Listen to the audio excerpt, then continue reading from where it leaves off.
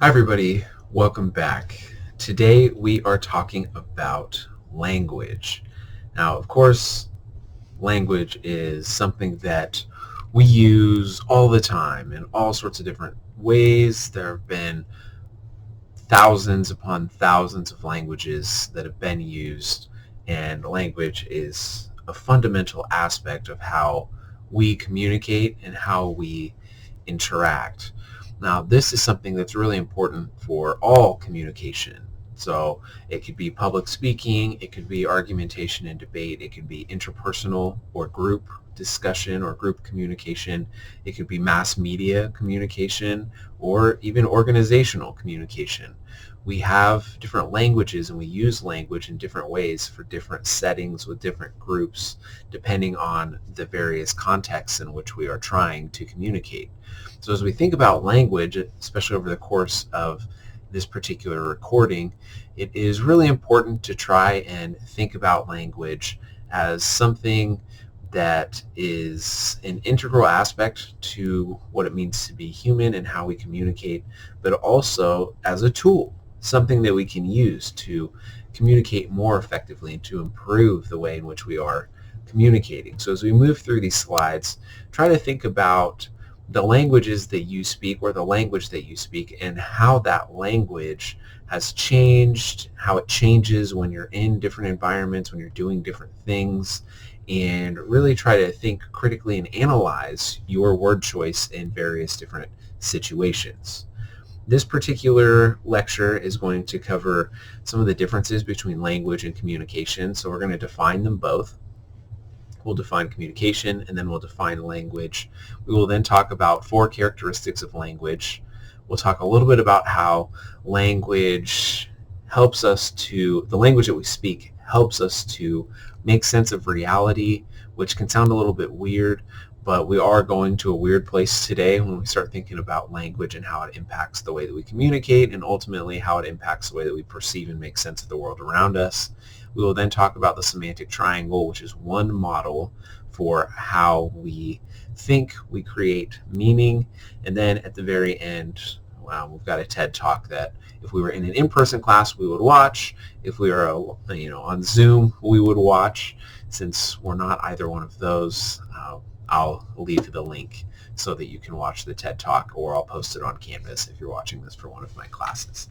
So that's what we're going to be talking about today. So first and foremost, take a second, pause the video, and think about how you can define communication. And don't look it up or anything. Just take a second and think about if somebody asked you to define communication, which I'm doing, how would you define that? There's no right or wrong answer here. So just pause the video, take a second and do that. And then once you've done that, do the same thing for language. See if you can define language. So not just the language you speak or you use or one of the languages you use, but think about all of language. How might we define that? So pause the video again, take a second, and just see if you can define language. Okay, so looking at communication specifically, I like to think about this as when we attempt to transfer messages or meaning from our minds to the minds of others.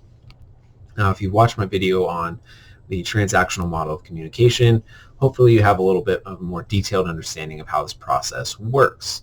But the idea is that we get that message, that meaning, that idea from our mind to the mind of somebody else, whether that's a group, an organization, we're doing public speaking, so it's a large group, or maybe we're having just a conversation with a close friend. This is, of course, is not done solely through vocal speech or language in that sense. We use gestures, we use body language, we are impacted by the context, by the setting.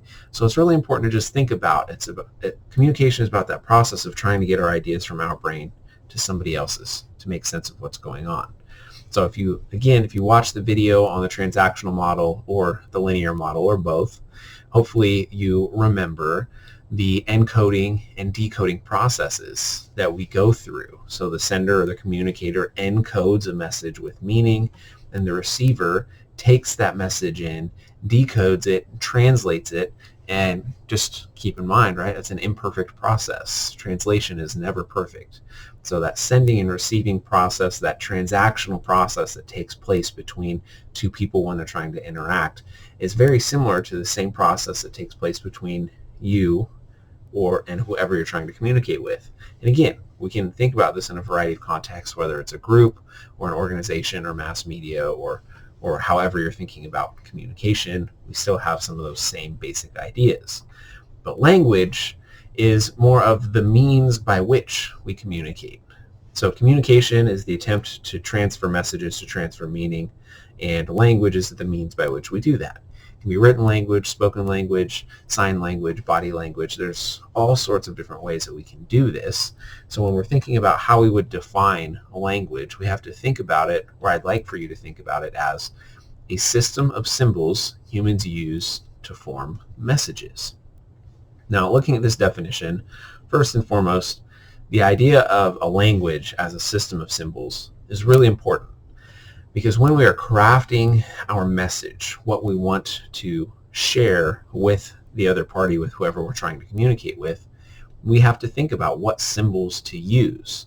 So if we have a robust vocabulary, we know a variety of different symbols and how we can use them. But if we don't, we might have to look at a dictionary or look at a thesaurus or just change the way that we're thinking about it. But we choose the words to craft that message. We choose the symbols to craft a message before we say it, before we write it, before we send it out to our receiver or receivers. So thinking about language as a system of symbols is a really interesting idea, because instead of thinking about it, it really opens the doors for what we can address as language. We can think about, English, Spanish, Arabic, Portuguese, any of those languages, but then we can also think about math and the different types of math and how those symbols function to share meaning between people, to make sense of the world around us. We can think about a different system of symbols for, say, computer language, so binary system of zeros and ones, and how that works together to allow computers to communicate with each other. That's a form of a system of symbols, so therefore it would be a language. There's all sorts of different languages you have to learn if you're into coding, computer coding. So thinking about language as a system of symbols really allows us to open our minds, open the doors, and think about language in a much more complex manner. So from here on out, hopefully you're thinking about language as a system of symbols. So when we're thinking about language, we're thinking about a system of symbols humans use to form messages. There are 4 characteristics that I would like for you to think about today. The first one is that language is arbitrary, and this is really simple. This is just the idea that symbols or words, since we're talking about language, symbols have no direct connection to the things that they represent. This is really simple. This just tells us that when I say something like the tree in my backyard, you won't know inherently what tree I'm talking about. You won't know what my backyard looks like. You won't understand or get that meaning, the true sense of what I'm trying to say to you, unless I give you more information about it. We don't have just like a hyperlink that you can click on to get our ideas from our mind to the mind of somebody else. So it's really important that we think about that and we make sense of that, because we use language a lot of times in very inaccurate ways, because we just assume that the person or persons that we're interacting with are going to be able to make sense of what we're talking about. And that that opens the opportunities for more miscommunication. So we want to limit that in any type of communication. The second characteristic is that language is ambiguous. And this is going to sound a little bit odd, but the idea here is that words do not have absolute meanings. Words are symbols, right? And human beings, people, have meaning. We choose the words that are going to best construct the message, and then we encode that message with meaning. So what that tells us is that there's more ambiguity built into how we construct and use messages, how we construct and use language, than there is typically thought. So it's not as clear-cut as we often like to think. So to highlight this, we're going to talk about two different types of definitions. The first type is a denotative definition. Denotative definitions are dictionary definitions, and these are the definitions that you'll find in a dictionary, and it gives us kind of a basic understanding of how we can use that symbol to construct a different type of message and what that might mean. It tells us a little bit about how our receiver might interpret that message and how that receiver might make sense of your meaning and what you're trying to get across, but it doesn't tell us everything because we use words in a very flexible, very dynamic sense. So denotative definitions are great. Those are going to be like our structured dictionary definitions. But then we have connotative definitions, and connotative definitions are contextual definitions. These are the definitions that we use as we make our way through our day when we have certain words that we might use with certain people in a certain way, and they'll understand that. You might have a job where you have certain jargon, or you use words that don't follow the dictionary definition, but you know, based on your experience within that group or within that organization, that you can construct a message in a certain way and somebody will understand your meaning. So that's going to be a connotative definition or a contextual definition. So just to simply highlight this, if I were to walk into a class and somebody asked me how I was doing that day, and I said, I'm feeling a little bit blue today, the people in that class, if they only have a denotative understanding of what the word blue means based on the dictionary and whichever version of the dictionary they're looking at, they might be really confused and think, oh, my professor feels like the color blue. That's rather odd. I'm not really sure what that means. And most likely they wouldn't ask, so they just go through their day thinking, oh, my professor feels like the color blue. If you understand the connotative meaning of how I'm using that word blue, how I'm using that symbol, hopefully you would get the idea that I don't feel like the color blue, but maybe I'm referencing my emotional state. I'm feeling a little bit sad, down, or depressed, right? So we use words in a variety of different ways. We use symbols and apply meaning in a variety of different ways. So it's important for you to start thinking about how you are doing that so that you can reduce the amount of miscommunication you have in your day-to-day life. The next characteristic is that language is abstract. So it's not tangible. You can't touch it, right? And that makes a lot of sense. As people, as humans who communicate every day, have been communicating for our entire lives, you understand this inherently. Sometimes when you say something, you know, it has an impact that you didn't intend. And we could get into a discussion about whether or not intent actually matters in the process of communication and how we make meaning. Because just really simply stated, if I say something that I intend to be beneficial or funny and I offend somebody or hurt their feelings are still hurt, right? My intent was not to do that, but I've still had this reaction and I've caused this thing.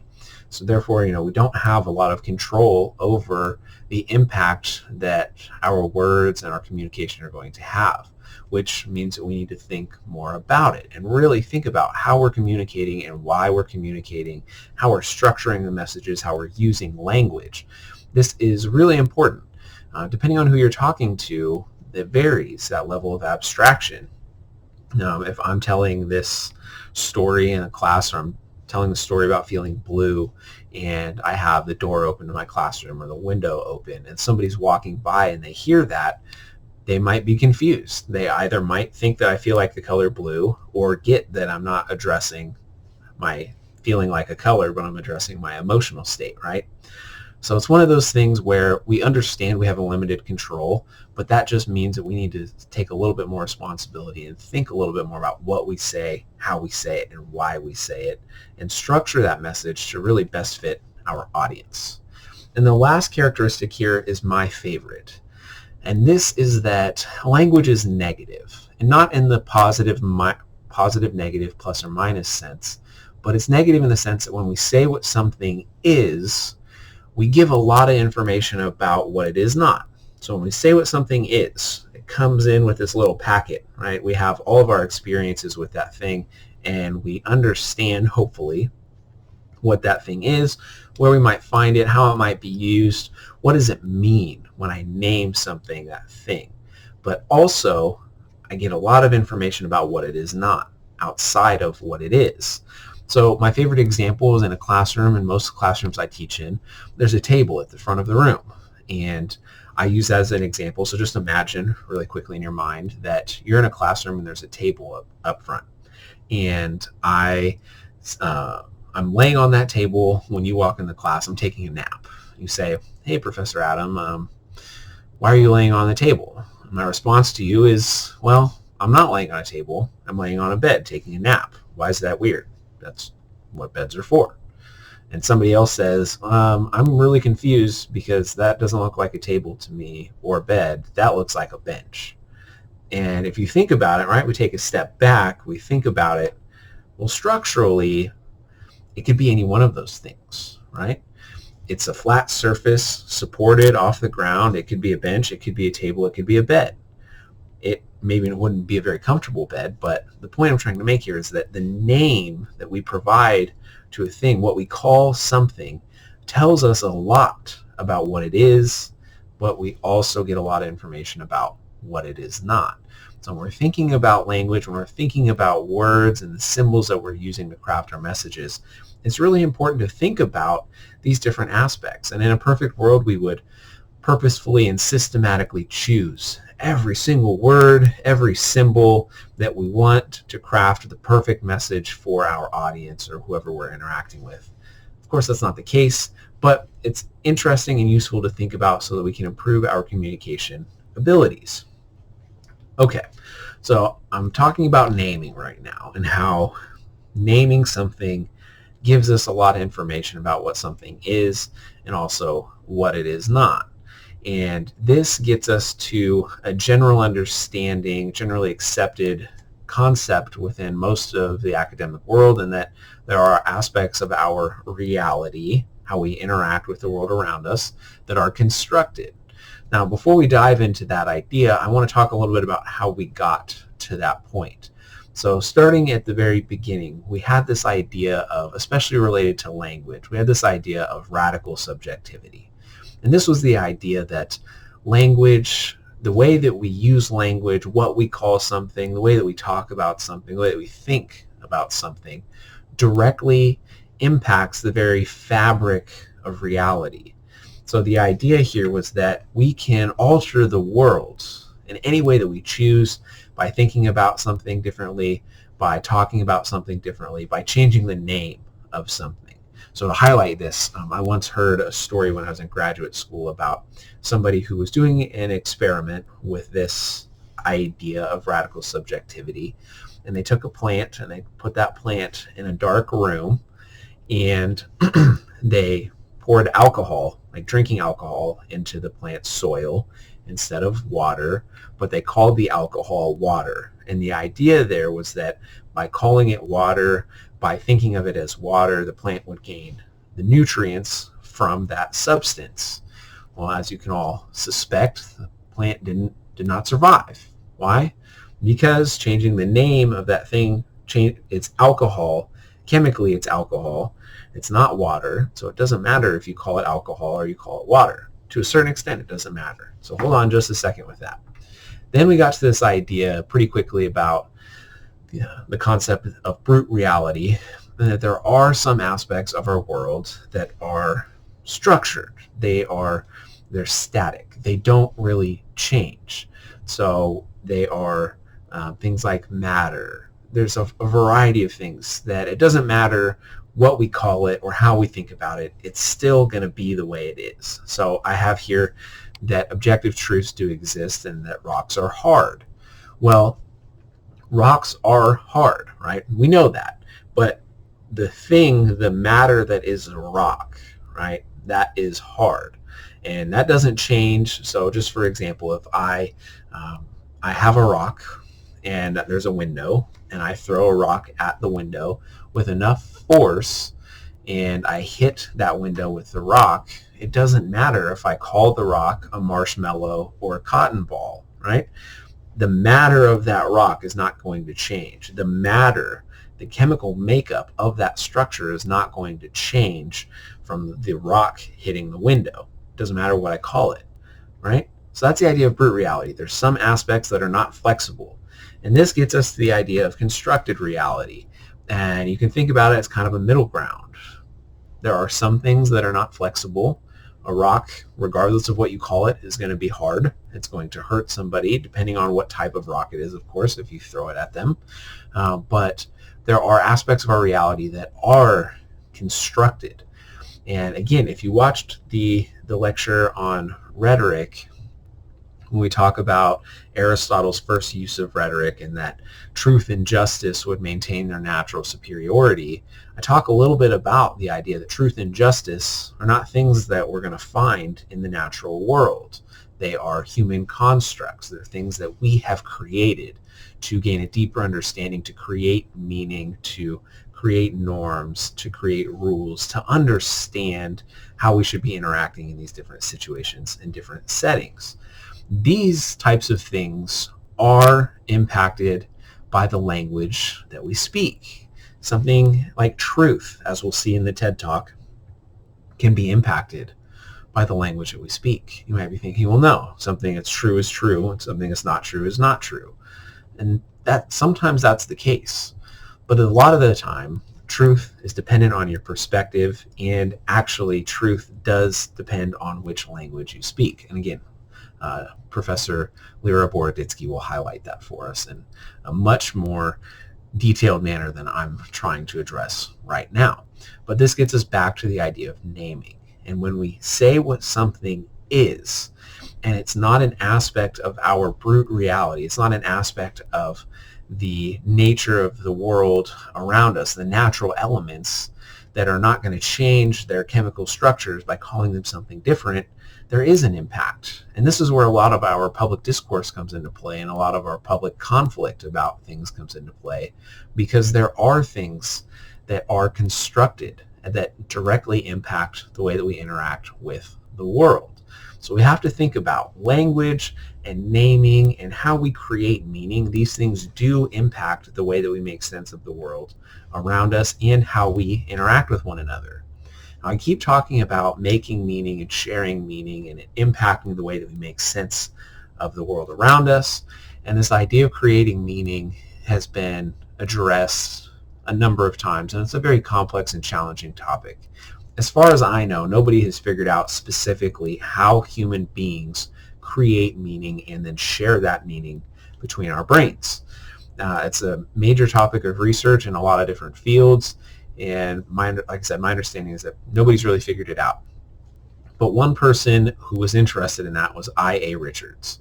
And I.A. Richards developed the semantic triangle, which admittedly is not an original work. So the semantic triangle is a version of Saussure from the field of linguistics. Saussure developed the semiotic triangle. And it's the same idea. I just prefer the semantic triangle because I find it to be a little bit easier to digest, easier to make sense of. So the semiotic triangle had the components of sign, signifier, and signified. I.A. Richards adjusted that to give us thought, referent, and symbol. And the words are meant to mean about the same things. They get the same similar ideas across. So looking at these three components, looking at this triangle on the screen right now, the thought is what you think of when you interact with a symbol. So as you hopefully remember, a language is a system of symbols humans use to form messages. So every word we interact with is going to be a symbol. So every symbol is a word, and all of communication is symbolic. We communicate using symbols and applying meaning to symbols to try and generate these thoughts that often refer to actual things. But if you look at the bottom of this triangle here, there's a dash, right? Because there's no direct connection between a symbol and the things that they represent. So there's no direct connection. We're trying to get this idea across, but it's an imperfect process. So when we're looking at this, we have a symbol, or for our purposes today, we interact with a word that generates a thought, and that refers to a referent. So just for example, if you think back to just a few moments ago, I was talking about the tree in my backyard.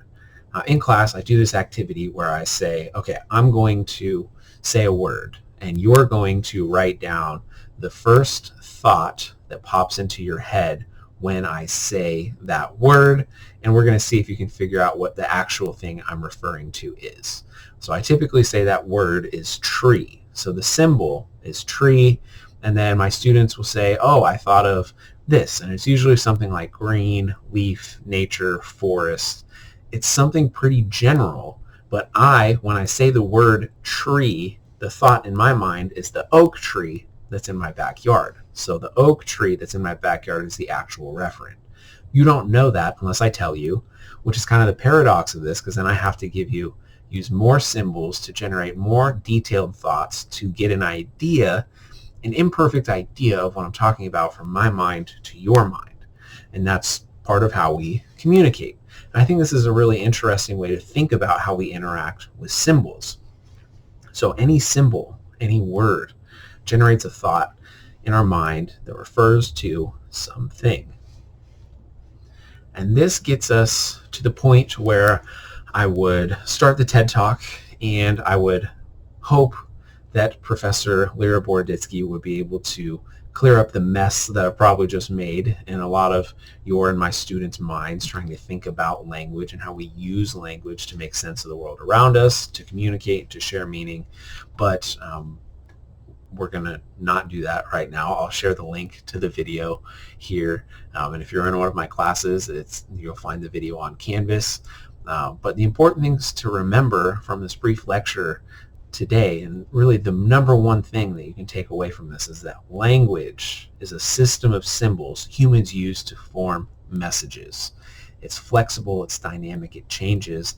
After you watch this video, you'll have a really unique understanding of how language impacts a variety of different things. So I really encourage you to watch the TED Talk by Professor Lera Boroditsky, and have fun. Good luck crafting all sorts of new messages and thinking about language in an entirely different way than I suspect you have before.